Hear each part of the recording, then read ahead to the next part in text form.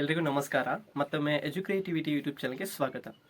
2023 ಮತ್ತು 25ನೇ ಸಾಲಿನೊಳಗಡೆ ಬಿ ಎಡ್ನಲ್ಲಿ ಮಾಡ್ತಾ ಇರುವಂತಹ ಎಲ್ಲ ಅಭ್ಯರ್ಥಿಗಳ ಪ್ರಶ್ನೆ ಏನಂತಂದ್ರೆ, ಬಿ ಎಡ್ ಪ್ರಥಮ ವರ್ಷದ ಹಾಗೂ ದ್ವಿತೀಯ ವರ್ಷದೊಳಗಡೆ ನಾನು Karnataka teacher eligibility test TET ಪರೀಕ್ಷೆಯನ್ನು ಬರೆದ್ರೆ ಎಲಿಜಿಬಿಲಿಟಿ ಇದೆಯಾ, ಮತ್ತು ಅದಕ್ಕೆ ಸರ್ಟಿಫಿಕೇಟ್ ಕೊಡ್ತಾರಾ, ಅದಕ್ಕೆ ಮಾನ್ಯತೆ ಇದೆಯಾ, ನಾವು ಬರೀಬಹುದಾ ಅನ್ನುವಂತಹ ಹಲವಾರು ಪ್ರಶ್ನೆಗಳು ಪ್ರತಿಯೊಬ್ಬ ಬಿ ಎಡ್ ಅಭ್ಯರ್ಥಿಯೊಳಗಡೆ ಓದ್ತಾ ಇರುವಾಗ ಬರ್ತಾವ.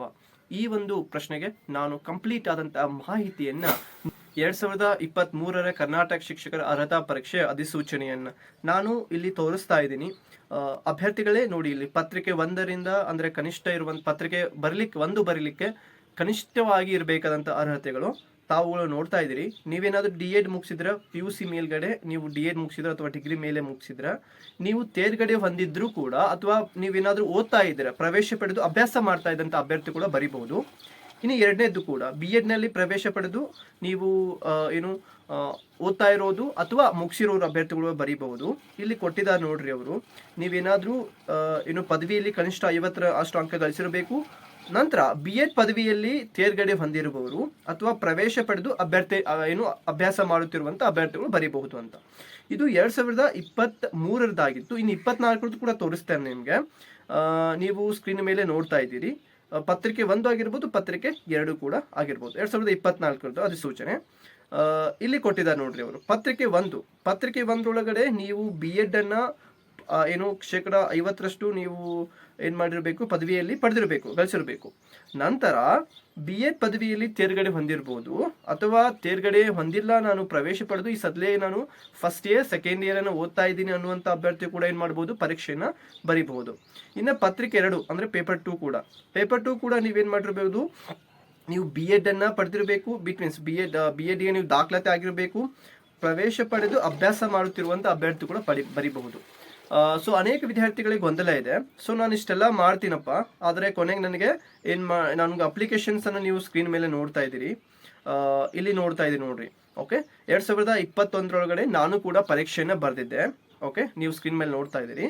ಆ ಪರೀಕ್ಷೆ ಒಳಗಡೆ ನಾನು ಸ್ಟೇಟಸ್ ಏನಿತ್ತು, ಅಪಿಯರಿಂಗ್ ಇತ್ತಂತ ಇತ್ತು. ಓಕೆ, ನಾನು ಅಪಿಯರಿಂಗ್ ಅಂತ ಕೊಟ್ಟಿದ್ದೆ, ಅಂದ್ರೆ ನಾನು ಇನ್ನು ಓದ್ತಾ ಇದ್ದೀನಿ ಅಂತ. ಓದ್ತಾ ಇದ್ದೀನಿ ಅಂತ ಕೊಟ್ಟು ನಾನು ಏನಾದರೂ ಪರೀಕ್ಷೆ ಪಾಸ್ ಆದರೆ ಕೂಡ ನನ್ನ ಎಲಿಜಿಬಲ್ ಇದೆ. ನಾನು ಸರ್ಟಿಫಿಕೇಟ್ ಕೂಡ ನಿಮ್ಗೆ ನಾನು ತೋರಿಸ್ತೀನಿ ಯಾವ ರೀತಿಯಾಗಿ ಇರ್ತದೆ ಅಂತ. ನೀವು ನೋಡ್ತಾ ಇದ್ದೀರಿ ಸ್ಕ್ರೀನ್ ಮೇಲೆ, ಸರ್ಟಿಫಿಕೇಟ್ ಕೂಡ ವ್ಯಾಲಿಡ್ ಇದೆ. ಓಕೆನಾ? ನಮಗೆ ಸರ್ಟಿಫಿಕೇಟ್ ಕೂಡ ವಿತ್ ಅಂಕ್ ಅಂಡ್ ದೆನ್ ಕ್ವಾಲಿಫೈಡ್ ಕೂಡ ಬರ್ತೈತಿ.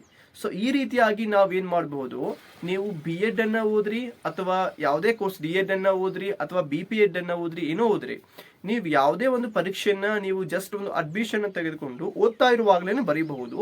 ಮತ್ತು ಅದಕ್ಕೂ ಕೂಡ ಮಾನ್ಯತೆ ಇದೆ ಅಂತ ಹೇಳ್ಬೋದು. ಇವನ್ ನಾನು ನಿಮಗೆ ಕರ್ನಾಟಕ TET ಅಷ್ಟೇ ಹೇಳ್ತಾ ಇಲ್ಲ, national eligibility test, state eligibility test, net ಮತ್ತು KSET ಪರೀಕ್ಷೆಯನ್ನು ಕೂಡ ನೀವೇನ್ ಮಾಡಬಹುದು, ಓದ್ತಾ ಇರುವಾಗಲೇ ಬರೀಬಹುದು. ಅಂಡ್ ದೆನ್ ಈ ಒಂದು ಸರ್ಟಿಫಿಕೇಟ್ ಎಲ್ಲಿವರೆಗೆ ಮಾನ್ಯತೆ ಇದೆ ಅಂತ, ನೀವು ಜೀವಿತ ಅವಧಿ ಇರೋವರೆಗೂ ಕೂಡ ಮಾನ್ಯತೆ ಇದೆ, ಅದು ಯಾವುದೇ ಕೂಡ ಡೌಟ್ ಇರಂಗಿಲ್ಲ. ಮತ್ತು ಇಲ್ಲಿರುವಂತಹ ಅಂಕಗಳನ್ನ ಮುಖ್ಯ ಪರೀಕ್ಷೆಗೆ ಅಂದ್ರೆ GPSTR CET ಪರೀಕ್ಷೆಗೆ ಕೂಡ 20% ಕನ್ಸಿಡರ್ ಮಾಡ್ತಾರೆ. ಹೀಗಾಗಿ ಅಂಕಗಳನ್ನು ಹೆಚ್ಚಿಸುವಂತಹ ಮತ್ತು ಜಾಸ್ತಿ ಮಾಡಿಕೊಳ್ಳುವಂತಹ ಪ್ರಯತ್ನವನ್ನು ನೀವು ಮಾಡಬೇಕು. ಮತ್ತೆ ಫಸ್ಟ್ ಇಯರ್ ಸೆಕೆಂಡ್ ಇಯರ್ ಅಲ್ಲಿ ಇರುವಾಗಂತ ಅಭ್ಯರ್ಥಿಗಳು ಕಡ್ಡಾಯವಾಗಿ ನೀವು ಪರೀಕ್ಷೆಯನ್ನು ಬರೀಬೇಕು.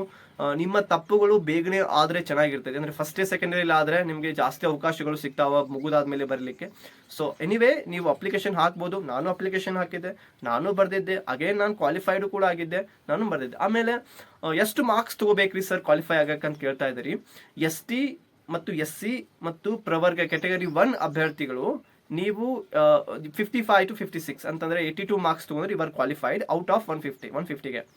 ಇನ್ನು ನೀವು ಇವೆಲ್ಲ ಬಿಟ್ಟು ಉಳಿದಂತಹ ಅಭ್ಯರ್ಥಿಗಳು ಏನಿದ್ದೀರಿ, ಅಂತಂದ್ರೆ ದಟ್ ಇಸ್ 3B ಆಗಿರ್ಬೋದು, GM ಆಗಿರ್ಬೋದು, ಉಳಿದಂತ ಅಭ್ಯರ್ಥಿಗಳು, ಓಕೆ, SC ST ಮತ್ತು ಕ್ಯಾಟಗರಿ 1 ಅಭ್ಯರ್ಥಿಗಳನ್ನು ಬಿಟ್ಟು ಉಳಿದಂತ ಅಭ್ಯರ್ಥಿಗಳು ಕಡ್ಡಾಯವಾಗಿ 90 ಮಾರ್ಕ್ಸ್ ತಗೊಳ್ಳಬೇಕು. ನೀವು 150ಗೆ 90 ಮಾರ್ಕ್ಸ್ ತಗೊಳ್ಬೇಕು.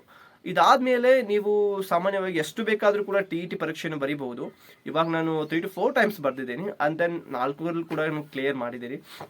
ನೀವು ಬರಿಬಹುದು, ನೋ ಪ್ರಾಬ್ಲಮ್. ಬಟ್ ಸ್ಕೋರ್ ಮಾಡಲಿಕ್ಕೆ ಹೆಚ್ಚಿಗೆಯನ್ನ ನೀವು ಬರಿತಾ ಹೋಗಬೇಕು. ಇನ್ನೂ ನೆನಪಿಟ್ಕೊಳ್ರಿ, ನೀವು ಫಸ್ಟ್ ಟೈಮ್ ಬರೆದವ್ರಕ್ಕಿಂತ ಸೆಕೆಂಡ್ ಟೈಮ್ ಏನು ಬರೀತಿರಲ್ಲ, ಅಲ್ಲಿ ನಿಮಗೆ ಆ ಫಸ್ಟ್ ಟೈಮ್ ಅಲ್ಲಿ ಬರೆದಿರುವಂತಹ ಅನುಭವ ಅಲ್ಲಿ ಬರೆದಿರುವಂತಹ ಒಂದು ಪ್ರಾಕ್ಟೀಸ್ ಏನಿದೆ ನಿಮ್ಮ ಸೆಕೆಂಡ್ ಟೈಮ್ ಒಳಗೆ ಹೆಲ್ಪ್ ಆಗ್ತೈತಿ. ಅದ್ರೊಳಗೆ ನೀವು ಶೇಡ್ ಮಾಡೋದ್ರಿಂದ ಆಗಿರ್ಬೋದು, ಎಕ್ಸಾಮ್ ಸೆಂಟರ್ಸ್ಗೆ ಹೋಗೋದಾಗಿರ್ಬೋದು, ಕ್ವಶನ್ ಪೇಪರ್ ಡಿಸ್ಟ್ರಿಬ್ಯೂಷನ್ಸ್ ಆಗಿರ್ಬೋದು, OMR ಶೀಟ್ ತೆಗೆಯೋದಾಗಿರ್ಬೋದು. ಸೊ ಪ್ರತಿಯೊಂದು ಕೂಡ ನಿಮಗೆ ಕಣ್ಣಲ್ಲಿ ನೆನಪಾಗ್ತಾವೆ. ಆಮೇಲೆ ಪ್ರತಿ ಬಾರಿ ನೀವು ಎಕ್ಸಾಮ್ ಬರಿತಾ ಹೋದಂಗೆ ನಿಮ್ಗೊಂದು ಜಾಸ್ತಿ ಕಾನ್ಫಿಡೆನ್ಸ್ ಬರ್ತೈತಿ, ಮತ್ತೆ ಐಡಿಯಾಸ್ಗಳು ಜಾಸ್ತಿ ಬರ್ತಾ ಹೋಗ್ತಾವ. ಸೊ ಅದಕ್ಕೋಸ್ಕರ ಫಸ್ಟ್ ಇಯರ್ ಅಲ್ಲಿ ಇರುವಂತಹ ಅಭ್ಯರ್ಥಿಗಳು, ಸೆಕೆಂಡ್ ಇಯರ್ ಅಲ್ಲಿ ಇರುವಂತಹ ಅಭ್ಯರ್ಥಿಗಳು ಕಡ್ಡಾಯವಾಗಿ ನೀವು TET ಬರೀರಿ. TET ಒಂದ್ಸಲ ಬರೆದ್ರೆ ನೀವು ಜೀವಿತ ಅವರಿಗೆ ಕೂಡ ಮಾನ್ಯತೆ ಇರ್ತೈತಿ. ಅಂಡ್ ದೆನ್ ಮೂರನೇ ವಿಷಯ ಏನಪ್ಪಾ ಅಂತಂದ್ರೆ, ಇಲ್ಲಿ ಇವಾಗ TET ಪರೀಕ್ಷೆಗೆ ನಾನು ಕೋಚಿಂಗ್ ತಗೊಳ್ಬೇಕಾ ಅಥವಾ ನಾನು ಗೈಡ್ ತಗೊಳ್ಬೇಕಾ ಅಂತ ಅನೇಕ ವಿದ್ಯಾರ್ಥಿಗಳು ಕಮೆಂಟ್ ಮಾಡ್ತಾ ಇದ್ದೀರಿ.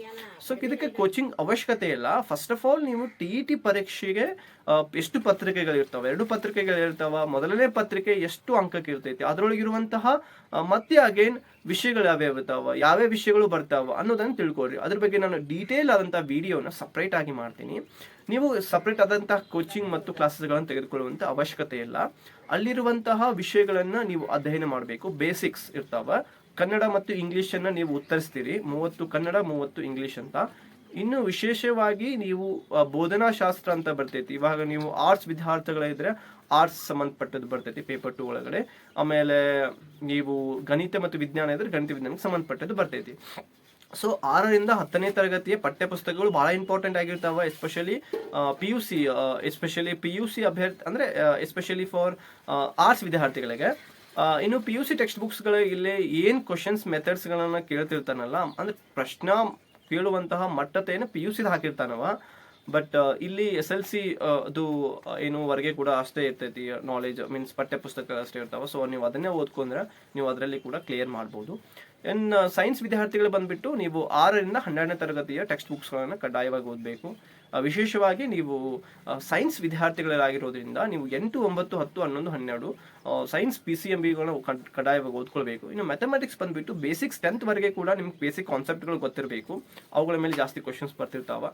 ನೀವು ಬೇಸಿಕ್ಸ್ ಆಗಿ ನೀವು ಸೈನ್ಸ್ ಅನ್ನು ನೋಟ್ಸ್ ಮಾಡಿಟ್ಕೊಂಡು ರಿವೈಸ್ ಅಂಡ್ ದೆನ್ ರಿವಿಷನ್ಸ್ ಮಾಡಿದರೆ, ರಿಕಾಲ್ ಮಾಡಿದರೆ 100% ಸ್ಕೋರ್ ಆಗ್ತೈತಿ. ಅದರದ್ದೇ ಆದಂಥ ಡೌಟ್ಸ್ ಇಲ್ಲ.